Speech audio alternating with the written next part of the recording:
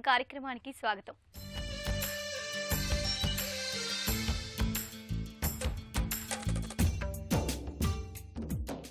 ఇంటి నిర్మాణంలో వచ్చిన నూతన పోకడలు, ఇంటి ముస్తాబుకు సంబంధించిన తాజా విశేషాలు, స్థానిక సంస్థలు అందిస్తున్న సదుపాయాలతో మీ ముందుకొచ్చింది ఈ వారం శ్రీనిలయం. ఇంటి స్థలం, అపార్ట్మెంట్లో ఫ్లాట్, గేటెడ్ కమ్యూనిటీలో విల్లా, వీటిలో ఏది కొనుగోలు చేస్తున్నా అనుమతుల దగ్గర నుంచి బిల్డర్ల చరిత్ర వరకు గమనించాల్సిందే. మార్కెట్ సెంటిమెంట్, నమ్మకం మీద సాగే రియల్ ఎస్టేట్ వ్యాపారంలోకి ఇటీవల ఎంతోమంది కొత్త వాళ్ళు ప్రవేశించారు. కొందరు నిజాయితీగా ప్రాజెక్టులను పూర్తి చేసేందుకు శ్రమిస్తుంటే, మరికొందరు కొనుగోలుదారుల నుంచి సొమ్ము వసూలు చేసి సకాలంలో పూర్తి చేయలేక ఇదిగో అదుగో అంటూ తప్పించుకు తిరుగుతున్నారు. కొనుగోలు ప్రక్రియను ప్రారంభంలోనే పూర్తి స్థాయిలో జాగ్రత్తలు తీసుకుంటే చేదు అనుభవాలు ఎదురు కాకుండా చూసుకోవచ్చు. ఏ ప్రాంతంలో ఇల్లు కొనాలన్నా బడ్జెట్, నిర్మాణ నాణ్యత, నిర్మాణ సంస్థ నేపథ్యం, కొనుగోలుదారుని అవసరాలు, స్థలానికి సంబంధించిన అనుమతులు, ఇలా ప్రతి ఒక్కటి ప్రధానమైందే. సమాజంలో తమకంటూ స్థిర నివాసం కోసం కొందరు ఇల్లు కొనుగోలు చేస్తే, మరికొందరు భవిష్యత్ అవసరాల కోసం కొనుగోలు చేస్తుంటారు. ఇదే క్రమంలో ఒక్కోసారి అక్రమార్కుల బారిన పడి తాను సంపాదించిన డబ్బు, సమయాన్ని వృధా చేసుకుంటారు. తక్కువ ధరలో వస్తోందని ముందు వెనుక ఆలోచించుకోకుండా కొనుగోలు చేసి మోసపోతుంటారు. మరి మీ పెట్టుబడికి ఖచ్చితమైన భరోసా ఉండాలంటే ఒక స్థిరాస్తిని కొనుగోలు చేసే ముందు ఎలాంటి జాగ్రత్తలు తీసుకోవాలి అనే అంశంతో మీ ముందుకొచ్చింది ఈ వారం శ్రీనిలయం స్థిరాస్తి. బిల్డర్లు నిర్మాణం ప్రారంభించే ముందే ఈ ప్రీ లాంచ్ ప్రాజెక్టులను ప్రకటిస్తారు. అయితే ప్రాజెక్టు ప్రకటన చేసే నాటికి నిర్మాణ ప్రారంభానికి కావలసిన అనుమతులు, ఆమోదాలను తీసుకోరు. కేవలం నిధుల సేకరణ కోసం ప్రాజెక్టులను ముందుగా ప్రకటిస్తుంటారు. ఈ దశలో జరిగే విక్రయాలు, బుకింగులను ప్రీ లాంచ్ లావాదేవీలు అంటారు. ప్రాజెక్టు నిర్మాణానికి కావలసిన మూలధనాన్ని వడ్డీ లేకుండా సేకరించేందుకు బిల్డర్లు ఈ మార్గాన్ని ఎంచుకుంటారు. కొనుగోలుదారులు కూడా తక్కువకు వస్తుందనే ఉద్దేశంతో కొనుగోళ్లకు ముందుకొస్తారు. నిర్మాణం పూర్తయ్యే నాటికి ఉన్న ఫ్లాట్ ధరకు ప్రీ లాంచ్ ధరకు 30 నుండి 50% వరకు కూడా వ్యత్యాసం ఉండవచ్చు. ఇలాంటి ప్రీ లాంచ్ ప్రాజెక్టుల్లో లాభాల కన్నా నష్టాలు ఎక్కువగా ఉంటాయి. సొంత ఇంటి కలను నెరవేర్చుకోవాలనే లక్ష్యంతో ఏళ్ల తరబడి కష్టపడి కూడబెట్టిన డబ్బును పెట్టుబడిగా పెడుతుంటారు. ఏదైనా తప్పులు జరిగితే ఇన్నేళ్ల కష్టం వృధా అవుతుంది. కాబట్టి పూర్తి వివరాలు తెలుసుకుని కొనుగోలుదారులు నిర్ణయం తీసుకోవాలి. ఇంటిని ప్రారంభ దశలోనే కొనుగోలు చేస్తే కావలసిన అంతస్తులో, దిశలో, వ్యూలో ప్లాట్ లభించే అవకాశం ఎక్కువగా ఉంటుంది. నిర్మాణం పూర్తయిన తర్వాత కావలసిన మార్పులు చేయడం కష్టమవుతుంది. మరింత డబ్బు ఖర్చవుతుంది. కానీ నిర్మాణ దశలోనే ఫ్లాట్ను కొనుగోలు చేస్తే ఏ విషయంలోనూ రాజీ పడకుండా మీరు అనుకున్న విధంగా పొందవచ్చు. ప్రాజెక్టు ప్రారంభ దశలో బిల్డర్లకు నిధులు ఎక్కువగా అవసరమవుతాయి. ఇందుకోసం బ్యాంకుల నుంచి అప్పు తెచ్చే కంటే ముందుగానే ఫ్లాట్లను విక్రయించి డబ్బు సమకూర్చుకునేందుకు రియల్ ఎస్టేట్ డెవలపర్లు ప్రయత్నిస్తుంటారు. ఇందులో భాగంగా కొనుగోలుదారులను ఆకర్షించేందుకు తక్కువ ధరకే మంచి డీల్స్తో వస్తుంటారు. అన్ని అనుమతులు ఉంటేనే ఇంటి కొనుగోలు కోసం ప్రణాళిక చేస్తున్నవారు ఇలాంటి ప్రాజెక్టులో ఫ్లాట్ని బుక్ చేసుకోవచ్చు. ఇంటిని ప్రారంభ దశలోనే కొనుగోలు చేయడం వల్ల పెట్టుబడిపై మంచి రాబడి పొందే అవకాశం ఉంటుంది. భవనం నిర్మించకముందే, అంటే ఇంటిని ప్రారంభ దశలోనే కొనుగోలు చేస్తే తక్కువ ధరకే ఆస్తి వచ్చే అవకాశాలు ఎక్కువ. నిర్మాణం ప్రారంభం నుంచి మొదలుకొని బిల్డింగ్ పూర్తయి ఫ్లాట్ స్వాధీనం చేసుకునే వరకు ధరలు పెరుగుతూనే ఉంటాయి. రియల్ ఎస్టేట్లో పెట్టుబడులు పెట్టేటప్పుడు ఈ దశలో కొనుగోలుకు ప్లాన్ చేస్తే ఎక్కువ రాబడి పొందే అవకాశం ఉంటుంది. ప్రాజెక్టు ప్రారంభ సమయంలోనే ఫ్లాట్ను బుక్ చేసుకోవడం వల్ల రెరా ధృవీకరణ తర్వాత ధర గణనీయంగా పెరిగే అవకాశం ఉంటుంది. హౌసింగ్ ప్రాపర్టీలకు పెరుగుతున్న డిమాండ్, మౌలిక సదుపాయాల వృద్ధి, లేబర్ ఖర్చులు, ముడిసరుకు ఖర్చులు, సవరించిన చట్టాలు, ఇతర అంశాలు ఆస్తి ధర పెరుగుదలకు దోహదపడతాయి. కాబట్టి కొత్తగా ప్రారంభించే ప్రాజెక్టు ఎంచుకోవటం వల్ల తక్కువ ధరకే ఫ్లాట్ పొంది ఎక్కువ మొత్తంలో డబ్బు ఆదా చేసుకోవచ్చు. ఈ మొత్తాన్ని ఫ్లాట్ రిజిస్ట్రేషన్, ఇంటీరియర్ డిజైన్ వంటి భవిష్యత్తు ఖర్చుల కోసం ఉపయోగించుకోవచ్చు. ప్రాజెక్టు ప్రీ లాంచ్ దశలో అనుమతులు ఉండకపోవచ్చు. భవిష్యత్తులో అనుమతులు లభించడంలో ఆటంకాలు రావచ్చు. వీటి వల్ల ప్రాజెక్టు నిర్మాణం ఆలస్యం కావచ్చు, లేదా భూ వివాదాలు ఏమైనా ఉంటే ప్రాజెక్టు పూర్తిగా ఆగిపోవచ్చు. అలాగే డెవలపర్లు తగిన సమయంలో నిధులు సేకరించడంలో విఫలమైన ఇతర కారణాల వల్ల నిర్మాణం మధ్యలోనే నిలిచిపోయే అవకాశం ఉంది. ప్రీ లాంచ్ అంటే డబ్బులు లేకుండా చేసే బిజినెస్ ప్రీ లాంచ్ అంటారు. సింపుల్గా చెప్పాలంటే బిల్డర్ దగ్గర డబ్బులు ఉండవు. జనరల్గా మన బిజినెస్లో 80% పెడితే 20-25% ప్రాఫిట్ ఉంటుంది. బిల్డర్ దగ్గర ఏమవుతుంటే 100 కోట్లు ప్రాజెక్ట్ చేస్తున్నాను అనుకోండి, 100 కోట్లు 10 కోట్లు 5 కోట్లు దగ్గర పెట్టుకొని ఓనర్ దగ్గరికి వెళ్ళి జీపీఐ తీసుకుంటారు. జనరల్ పవర్ ఆఫ్ అటార్నీ, అది ఏజీపీఏ తీసుకొని వర్క్ స్టార్ట్ చేస్తారు. మన గవర్నమెంట్ చట్టాల ప్రకారం, రేరా ప్రకారం కానీ, డిటీసీపీ ప్రకారం కానీ ఏ ప్రాజెక్టు కూడా డిటీసీపీ కానీ, హెచ్ఎండిఏ కానీ ప్లస్ రేరా పర్మిషన్ లేకుండా మార్కెటింగ్ చేయకూడదు. కానీ జనాలు చేస్తూనే ఉన్నారు, మనం కొంటూనే ఉన్నాం. మన బయ్యర్స్ దగ్గర కూడా ఒక కొంత మిస్టేక్ ఉంటుంది. మోసపోయినంతకాలం మోసం చేస్తూనే ఉంటారు. ఎందుకంటే మనం ఏం చేసుకుంటాం, డిస్కౌంట్ ప్రీ లాంచ్ ఎలా స్టార్ట్ అవుతుందంటే, సపోజ్ ఒక గేటెడ్ కమ్యూనిటీ 100 ఎకరాల్లో కొన్ని ప్లాట్లు వేస్తున్నారు టీటీసీపీ. వేసినప్పుడు దానికి కొన్ని నియమాలు నిబంధనలు ఉంటాయి. 10,000 రూపాయలు గజం అమ్ముతాడు ఒక 3 సంవత్సరాల తర్వాత. ఈరోజు ప్రీ లాంచ్ అని చెప్పి 6,000కి ఇచ్చేస్తాడు. 6,000 ఇచ్చేసి 90% పేమెంట్ కట్టమంటారు. అంటే మనకేమవుతుందంటే 40% డిస్కౌంట్. మనం 40% చూసుకుంటాం కానీ 60% చూసుకోవట్లే. బిల్డర్ ఏం చేస్తాడు, మంచోడు బిల్డర్, కొంత ఇంటెన్షన్ బాగానే ఉంటుంది అప్కమింగ్ బిల్డర్స్. కానీ ఏమవుతుందంటే ఆ అడ్వాన్స్ ఇచ్చినప్పుడు లీగల్ డాక్యుమెంటేషన్ అన్ని చెక్ చేయాలి. ఇంకొకటి కొన్ని అసలు తొందరగా తీసుకుంటారు. తీసుకున్న తర్వాత డాక్యుమెంట్ లీగల్ వెరిఫికేషన్ వెళ్తుంది. ఈసీ కానీ, లీగల్ ఒపీనియన్ కానీ, ఎన్కమరెంట్ సర్టిఫికేట్, లింక్ డాక్యుమెంట్స్ ఇవన్నీ మ్యూటేషన్ చూసుకుంటారు. ఏదో ఫాల్ట్ వస్తుంది. అక్కడ ఫాల్ట్ వస్తే డిటీసీపీ అప్రూవల్ లేదు, రేరా అప్రూవల్ లేదు, బ్యాంక్ లోన్ రాదు. అప్పుడు ఏమవుతుంది, ప్రాజెక్టే కంప్లీట్ కాదు. So main advantages to the buyer ఏంటంటే, బయ్యర్ అనేవాడు ఎందుకు తీసుకుంటాడంటే, ఫస్ట్ అడ్వాంటేజ్ అంటే ఆయనకి ప్రాజెక్టు ఎక్కడ కావాలంటే అక్కడ దొరుకుతుంది plot. Lake view, park view, amenities, north east facing, ఇది చాయిస్. ఎందుకంటే మొదట్లో ఉంటుంది, స్టార్టింగ్ ప్రాజెక్ట్ మొదట్లోనే మీరు కొనుక్కుంటారు. రెండోది ఏంటంటే అతి తక్కువ రేట్లో దొరుకుతుంది. బయ్యర్స్ కానీ ఇన్వెస్టర్ కానీ చెప్పేది ఏంటంటే, మీరు లాభం చూసుకుంటారు. 2,000 ఎక్కువైనా, 1,000 రూపాయలు ఎక్కువైనా అన్ని పర్మిషన్స్ ఉండి వర్క్ జరుగుతున్న జాగాలో కొనుక్కోవడం ఉత్తమం. ఎవరైనా ఫస్ట్ టైం కానీ సెకండ్ టైం కానీ కొనుక్కునేటట్టు అయితే ఒక ప్రొఫెషనల్ రియల్ ఎస్టేట్ ఏజెంట్ని మీరు అప్రోచ్ అయ్యి వాళ్ళు 1-2% ఇవ్వాలని మీరు ఇబ్బంది పడకండి. 1-2%కి ఏం లేదు. 1-2% ఇస్తే 98-99% సేఫ్ ఉంటుంది. ఎందుకంటే వాళ్ళకున్న నాలెడ్జ్ మీకు ఉండకపోవచ్చు. Safety important, security important, government permission important, appreciation important, development important, builder reputation. Pre launch అనేది మోసపోవడానికి ఫస్ట్ స్టెప్. డెవలపర్లు, బిల్డర్లు ఒక్కోసారి ఫ్రీ లాంచ్ పేరిట ప్రాజెక్టులను ప్రకటిస్తుంటారు. వీటిని కొనుగోలు చేయడం వల్ల తక్కువ ధరకే ఫ్లాట్ దొరుకుతుంది. అందువల్ల చాలా మంది కొనుగోలుకు ప్రయత్నిస్తుంటారు. అయితే ఇలాంటి ఫ్రీ లాంచ్ ప్రాజెక్టులో పెట్టుబడులు మంచివేనా? ప్రయోజనం ఎంత? ఇబ్బందులేంటి? ఒక స్థిరాస్తిని కొనుగోలు చేసే ముందు ఎలాంటి జాగ్రత్తలు తీసుకోవాలో ఇప్పుడు తెలుసుకుందాం. ప్రీ లాంచ్ ప్రాజెక్టులు సమయానికి పూర్తవుతాయని చెప్పలేం. ప్రాజెక్టు మొదలు పెట్టడానికి వివిధ ప్రభుత్వ శాఖల నుంచి 40 నుండి 50 వరకు అనుమతులు అవసరమవుతాయి. వీటి వల్ల ప్రాజెక్టు నిర్మాణం జాప్యం కావచ్చు. ప్రీ లాంచ్ ప్రాజెక్టులో నిధుల సేకరణ కోసం ఆఫర్లు ఇస్తుంటారు. కాబట్టి చాలా వరకు డబ్బు ముందుగానే చెల్లించాల్సి వస్తుంది. అలాగే ప్రాజెక్టు అనుమతులు, ఇతర ఆమోదాలు ఉండవు. కాబట్టి బ్యాంకులు రుణాలు ఇచ్చేందుకు ముందుకు రావు. దీంతో రుణం పొందే అవకాశాలు తక్కువ. నిధులను స్వయంగా సమకూర్చుకోవాల్సి రావచ్చు. వేరే మార్గాల ద్వారా వడ్డీకి నిధులను తీసుకొస్తే ప్రాజెక్టు పూర్తయ్యేసరికి వడ్డీ పెరిగి అప్పుల ఊబిలో కూరుకుపోయే పరిస్థితులు రావచ్చు. ప్రీ లాంచ్ ప్రాజెక్టుల్లో ముందే డబ్బు చెల్లిస్తారు. అయితే బిల్డర్లు నాణ్యత విషయంలో శ్రద్ధ పెట్టొచ్చు, పెట్టకపోవచ్చు. నిధులు తక్కువగా ఉంటే నాణ్యత లేని ముడిసరుకు ఉపయోగించే అవకాశం ఉంటుంది. నిర్మాణం మొదలు కానందున ఈ విషయాలను ప్రీ లాంచ్ కొనుగోలుదారులు ముందుగానే తెలుసుకుని జాగ్రత్త పడే అవకాశం ఉండదు. రుణం తీసుకుని ఇల్లు కొనుగోలు చేసేవారికి ఆదాయ పన్ను చెల్లింపుల విషయంలో పన్ను ప్రయోజనాలు లభిస్తాయి. ఒకవేళ ప్రీ లాంచ్ దశలో ఇల్లు కొనుగోలు చేస్తే రుణం లభించదు. కాబట్టి పన్ను ప్రయోజనాలు కూడా ఉండవు. ఒకవేళ రుణం లభించినా బిల్డింగ్ నిర్మాణంలో ఉండగా పన్ను ప్రయోజనాలు లభించవు. బిల్డింగ్ నిర్మాణం పూర్తయ్యే వరకు వడ్డీ మాత్రమే చెల్లిస్తూ ఉండాలి. నిర్మాణం పూర్తయ్యాక చెల్లించిన వడ్డీ మొత్తాన్ని 5 ఏళ్లలోపు సమానంగా 20% 5 ఏళ్లు క్లెయిమ్ చేసుకోవచ్చు. కాబట్టి ఇది పెద్దగా ఉపయోగకరం కాదని చెప్పాలి. కొందరు బిల్డర్లు పూర్తి మొత్తాన్ని తీసుకున్న తర్వాత ప్రాజెక్టులను ప్రారంభించడంలో ఆలస్యం చేస్తున్నారు. అలాగే రెరా నిబంధనల్ని పట్టించుకోకుండా అక్రమంగా విక్రయిస్తున్నారు. అలాంటి బిల్డర్ల విషయంలో ప్రీ లాంచ్ ఆస్తి కొనుగోలు చేయడం రిస్క్ అని తెలిసినా కొనుగోలుదారులు ఆసక్తి చూపించడానికి గల కారణం తక్కువ ధర.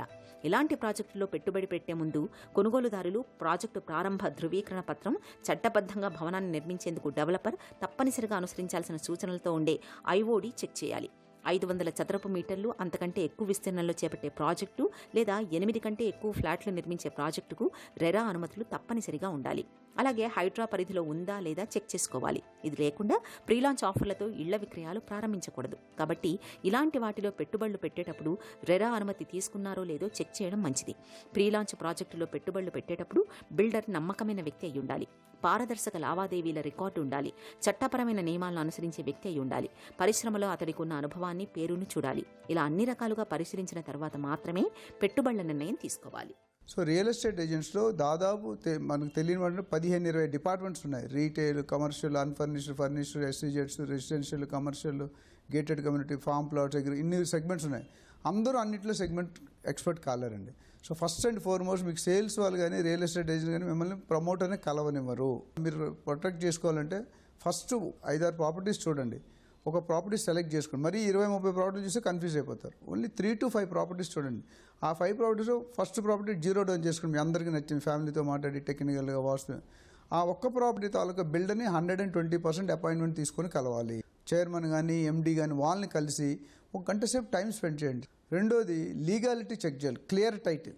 మూడోది లింక్ డాక్యుమెంట్స్ ఏంటంటే ఆ ప్రాపర్టీ పుట్టిన దగ్గర నుండి ఇంతవరకు ఎన్ని చేతులు మారాయి, ఎన్ని ట్రాన్సాక్షన్ అయినాయి, అది రెండోది. మూడోది లీగల్ ఒపీనియన్ కంపల్సరీ తీసుకోండి. బిల్డర్ ఇచ్చిన ఒపీనియన్ మీద డిపెండ్ అవ్వద్దు, ఏజెంట్ ఇచ్చిన ఒపీనియన్ మీద డిపెండ్ అవ్వద్దు. మీరు డిపెండ్ అవ్వాల్సింది మీ లాయర్తో 5,000-10,000 తీసుకుంటారు ఫైల్కి, మొత్తం రిపోర్ట్ ఇస్తారు. రిపోర్ట్లు ఏమి ఇస్తారంటే కొన్ని డాక్యుమెంట్స్ లేవు మీరు తెప్పించుకోవచ్చు, కొన్ని డాక్యుమెంట్స్ లేవు మీరు కొనవద్దు, కంక్లూజన్ ఇస్తాడు. ఆ కంక్లూజన్ బట్టి మీరు ముందుకు వెళ్ళాలి. ఒకవేళ అది క్లియర్ లేకపోతే ఇంకో రెండో లాయర్కి వెళ్ళండి, ఒకవేళ డౌట్ వస్తే అప్పుడు తీసుకోండి. So legal opinion, EC encumbrance certificate, mortgages ఉన్నాయా, హ్యాండ్ లోన్స్ ఉన్నాయా, బ్యాంక్ లోన్స్ ఉన్నాయా అనేది క్లారిటీ ఉంటుంది. అట్లానే బిల్డర్ రెప్యుటేషన్, బిల్డర్లో కంపెనీలో సైట్లు చూడండి. ఆయన అంతకుముందు ఆల్రెడీ కంప్లీట్ చేసిన సైట్ ఏ రూపంలో ఉన్నాయి, చాలా వరకు సైట్లు మెయింటైన్ చేయరు. అలాగే ఎగ్జిస్టింగ్ కస్టమర్స్ ఏమంటున్నారు, పాత కస్టమర్స్ ఏమంటున్నారు, ఇప్పుడు ఉన్న ప్రజెంట్ కస్టమర్స్ ఏమంటున్నారు, గూగుల్ రివ్యూస్ ఎట్లా ఉన్నాయి, ఎంప్లాయీస్తో ఎలా డీల్ చేస్తున్నాడు, సైట్ ఇంజనీర్స్ ఉంటారు కదా సైట్లో పనిచే వాళ్ళకి ఈఎస్ఐ పిఎఫ్ ఉందా మీరు అడగవచ్చు. ఈఎస్ఐ పిఎఫ్ ఏంటంటే ఈఎస్ఐ పిఎఫ్ లేకపోతే రేపు పొద్దున యాక్షన్ అయితే ఫ్యాక్టరీ మూతపడిపోతుంది, సైట్ మీ కన్స్ట్రక్షన్ ఆగిపోతుంది, మీకు లాస్. సేల్ అగ్రిమెంట్లో ఏమి ఇస్తున్నారు, ఏం డెలివరీ చేస్తున్నారు. అదేవిధంగా బిల్డర్ ఏమంటున్నాడు, బిల్డర్ ఏమి ఇస్తున్నాడు, ఎంత టైంలో ఇస్తున్నాడు, 2 years అన్నాడు, 3 years, పెనాల్టీ క్లాస్ ఏముంది. సపోజ్ రేపు పొద్దున మీరు మధ్యలో క్యాన్సిల్ చేసుకుంటే ఏంటి, దాని పరిణామాలు ఏంటి. సో ఇలాంటివన్నీ చెక్ చేసుకుంటే మీకు అప్కమింగ్ ప్రాజెక్ట్స్ ఏమున్నాయి, చేసిన ప్రాజెక్ట్స్ ఉన్నాయి, ఇప్పుడు ఎగ్జిస్టింగ్ ప్రాజెక్ట్స్ ఏమున్నాయి. అదేవిధంగా ఎన్ని ప్రాజెక్ట్స్ చేశాడనే దానికంటే ఎన్ని ప్రాజెక్ట్స్ క్వాలిటీగా టైంలో డెలివరీ చేశాడనేది వెరీ వెరీ ఇంపార్టెంట్ పాయింట్. ఇవన్నీ తెలుసుకుంటే మీకు డెఫినెట్గా ఒక క్లారిటీ వస్తుంది. ముఖ్యంగా government permissions, HMDA, DTCP, RERA, GP, లేటెస్ట్గా మనకు తెలిసిన ఎఫ్టీఎల్ బఫర్ జోన్ ఆల్రెడీ ఉంది. చాలామంది అడుగుతున్నారు ఎఫ్టీఎల్ బఫర్ జోన్ ఎలా తెలుసుకోవాలంటే ఒక గవర్నమెంట్లో వెబ్సైట్ ఉందండి, lakes.hmda.gov.in. ఏదైనా వెబ్సైట్ gov.in ఉంటే అది గవర్నమెంట్ వెబ్సైట్. అందులోకి వెళ్ళి మీరు విలేజ్, డిస్ట్రిక్టు, మండలు, ఆ లేక్ పేరు ఉంటుంది, లేక్ ఐడి ఇచ్చారు, ఆ 4 కొడితే మీకు వచ్చేస్తుంది, క్యాడస్ట్రల్ మ్యాప్ ఉంటుంది, అక్కడ చూపిస్తుంది ఏ సర్వే నెంబర్స్ ఎఫ్టీఎల్ జోన్ పరిధిలో పడుతుంది, బఫర్లో పడుతుంది, ఏవి పడవు.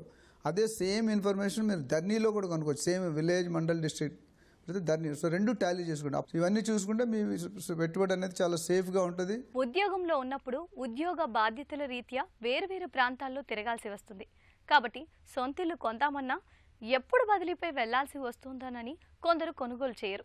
బాధ్యతల రీత్యా చదువు, ఉద్యోగం కోసం పిల్లలు తల్లిదండ్రులకు దూరంగా ఉంటున్న రోజులివి. మరి మనం అనుకునే ఆత్మీయ పలంకరింపులు లేని మరి వయసు పెద్దల పరిస్థితి ఏంటి? భద్రత, ఆరోగ్యం, ఆనందం, ఆత్మీయతలను కలబోసి పెద్దలందరికీ ఆసరాగా నిలుస్తున్నాయి పెద్దల ఇల్లు, రిటైర్మెంట్ హోమ్స్. రిటైర్మెంట్ తర్వాత తమకు నచ్చిన ప్రాంతంలో స్థిరపడే అవకాశం ఉంటుంది. కాబట్టి సొంతిల్లు ఏర్పాటు కోసం ప్లాన్ చేస్తుంటారు.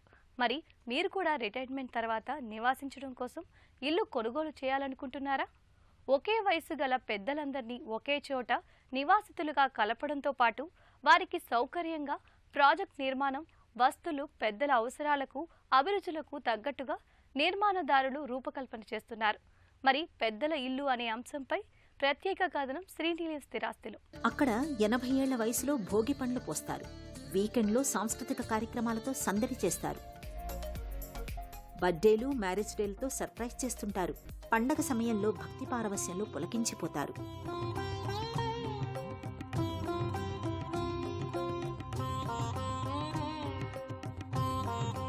ఇలా ఒక్కటేమిటి, ప్రతిరోజు ఏదో ఒక పండుగ వాతావరణమే ఉంటుంది రిటైర్మెంట్ హోమ్స్లో. ఒకే వయసులో గల పెద్దలందరూ ఒకే చోట నివాసం ఉంటే కలిగే ఆనందం, ఆరోగ్యమే వేరు. ఇలాంటి పెద్దల గృహాలను నిర్మాణదారులు హైదరాబాద్కు పరిచయం చేస్తున్నారు. పదవీ విరమణ తరువాత ఎవరిపై ఆధారపడకుండా సొంతంగా జీవించాలనే నిర్ణయం తీసుకున్నప్పటికీ కొన్నిసార్లు ఒంటరిగా ఉన్నాం అనే భావన కలగవచ్చు. కాబట్టి మంచి వాతావరణంలో జీవించగలగడం ముఖ్యం. ఇరుగు పొరుగు వారు స్నేహపూర్వకంగా ఉంటారా? చుట్టుప్రక్కల వాతావరణం ఎలా ఉంటుంది? ఇలా అనేక సందేహాలు ఉంటాయి. పదవీ విరమణ తరువాత ఎక్కువ ఖాళీ సమయం ఉంటుంది. కాబట్టి బుక్ క్లబ్స్, లైబ్రరీలు, సమావేశ మందిరాలు, పార్కులు, సాధారణ సమావేశాలు, సౌకర్యాలు, స్నేహపూర్వక సంబంధాల వంటివి శారీరక, మానసిక ఉత్తేజాన్ని అందించడంలో సహాయపడతాయి. మీ పిల్లలు లేదా ఇతర కుటుంబ సభ్యులు మీకు దగ్గరలో లేనప్పుడు ఖచ్చితంగా బయట నుంచి సహాయం అవసరమవుతుంది. ఒకవేళ ఏదైనా సహాయం కావాల్సి వచ్చినప్పుడు అందుతుందా?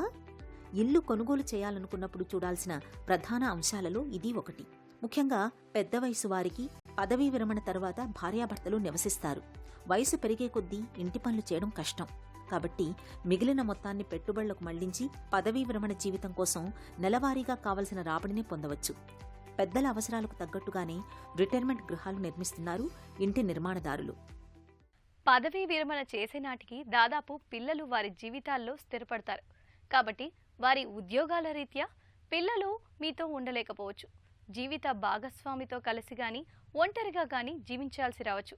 అందువల్ల అన్ని విధాలుగా సరిపోయే నివాస ప్రాంతం ఎంపిక చేసుకోవడం ముఖ్యం. సొంతలు ఏర్పాటు చేసుకోవడంతో పాటు రోజువారీ జీవనానికి ఎలాంటి ఆటంకం ఏర్పడకుండా చూసుకోవాలి.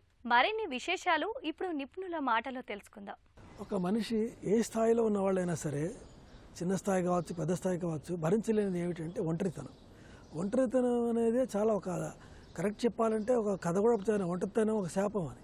ఎవరు లేరు, పెద్ద మిక్స్డ్ దీంట్లో ఉన్నాను, ఒక్కళ్ళమే ఉన్నాము, జంట ఇద్దరే ఉన్నాము, పక్క వాళ్ళు ఉద్యోగాలకు వెళ్ళిపోయారు, ఇంకో పక్క ఫ్లాట్లో వాళ్ళు ఉద్యోగాలు వెళ్ళిపోయారు, లేదా పక్కింటి వాళ్ళు కూడా ఎక్కడికి వెళ్ళిపోయారు అన్నప్పుడు, లేదు వాళ్ళ పిల్లలతో హడాడిగా ఉన్నారు, మా వైపు చూడలేరు అన్నప్పుడు, ఆ ఒంటరితనం అనేది చాలా ఒక భరించలేనటువంటి ఒక కష్టం, ఏదో ఇందాక చెప్పి శాపంలాగా అనిపిస్తుంది. అది ఈ ప్రాజెక్ట్లో ఉండదు.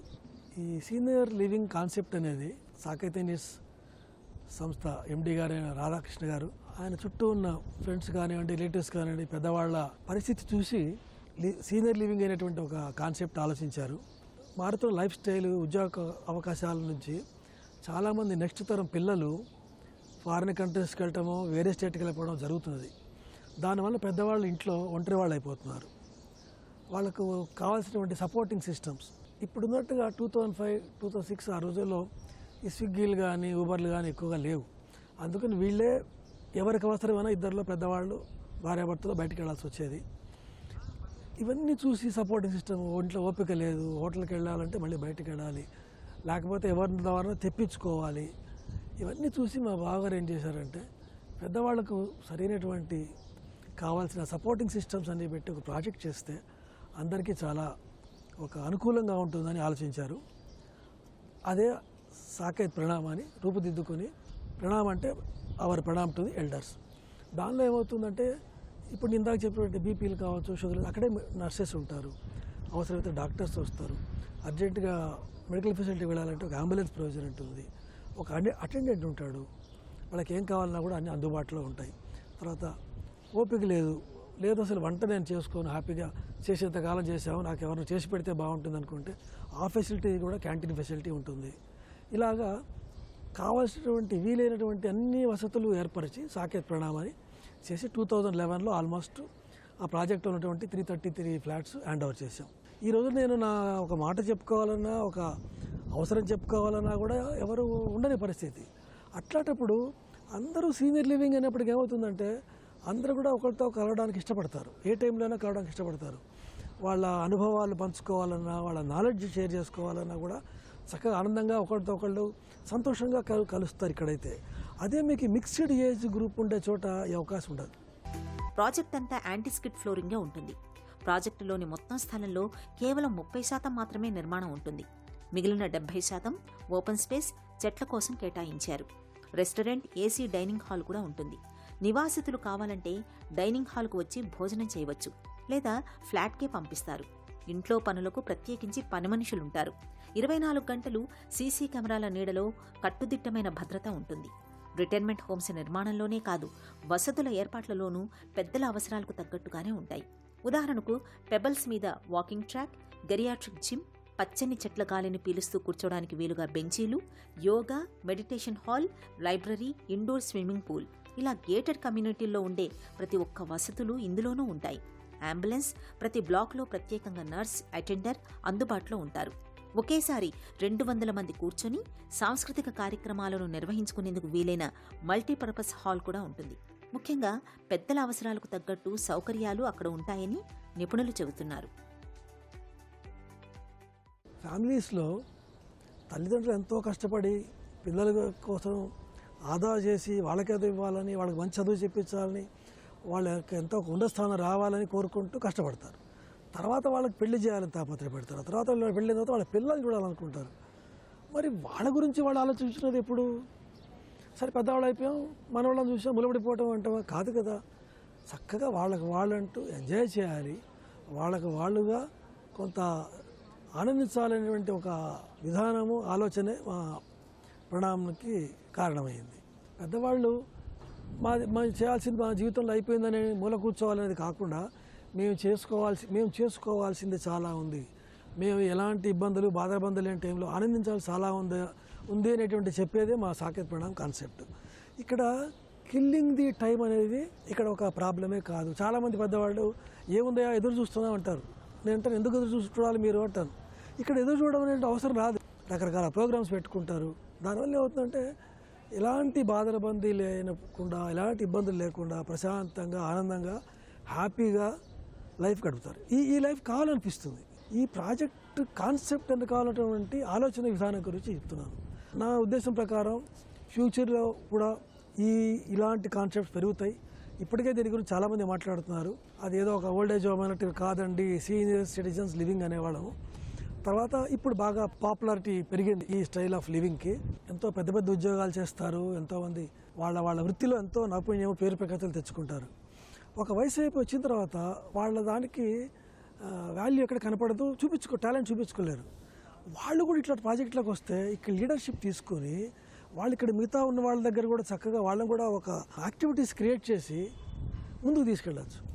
ఇక్కడ నేను అక్కడ ఉన్నంతకాలం చాలా మంచి డాక్టర్ని, ఇప్పుడే అయిపోయింది ఏదో బీపీ చూస్తున్నట్టు కాకుండా ఇక్కడ కూడా వాళ్ళు ముందుకు వచ్చి అందరినీ ఉత్తేజపరుస్తూ మోటివేట్ చేస్తూ వాళ్ళ లీడర్షిప్ని కడదాకా వాళ్ళు నిలబెట్టుకుంటూ అందరు ముందుకు వచ్చి ఇంతమందితో ఉత్సాహంగా చక్కగా జీవితాన్ని గడపవచ్చు. మా లైఫ్ ముగిసిపోయిందని కాకుండా మా కొత్త లైఫ్ స్టార్ట్ అయింది, నేను ఇంకా ఎంత ఎంజాయ్ చేయాలి అనేటువంటి ఒక ఆలోచన వస్తుందనేది ఖచ్చితంగా నేను చెప్పగలుగుతున్నాను.